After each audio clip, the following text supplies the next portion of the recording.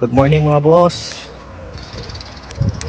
Punta tayo ulit ng supermarket dahil may nire-request si Mrs. na ulam. Luto daw ako ng kanyang paboritong adobong manok. Dito tayo bibili sa may kabilang supermarket. Kasi mas gusto niya yung manok doon at fresh daw. So lakad lang tayo. Time check. Pag alas 12 na po ng tanghali dito. So saglit lang naman yung lutuin. Let's go. Hindi tayo didiretso dyan mga boss. Dito tayo sa may iskinita. Ayan. Yung pinagbibilang kasi natin lagi doon pagbaba dyan. Pero dito tayo pupunta. Yung sa kabilang yan. Ayun yan. Yan tayo pupunta. Bibili lang tayo ng manok.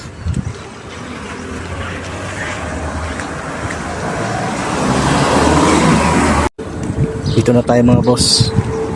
Konting liko na lang. Dito na tayo.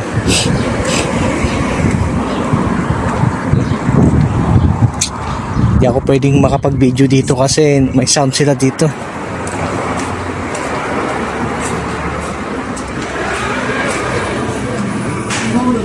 Sa tayo dun.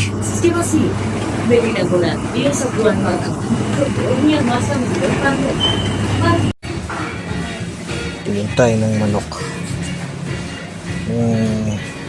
1 kilo. Teka lang. Pakpak na lang bibili natin. Uwi na tayo, nakabili na tayo. Pakpak na lang binili natin mga boss. Mura kasi pakpak dito. Mga nasa 3 euro lang isang kilo. Marami na rin. Mga 8 peraso. So ito na lang lulutuin natin. Ang init mga boss. Grabe. Mga boss, ito na siya Sinalang ko na kaagad-agad. Sinama-sama ko na yung mga rekado. Kasi anong oras na. So mabilisan lang to mga boss. Mabilisan luto lang.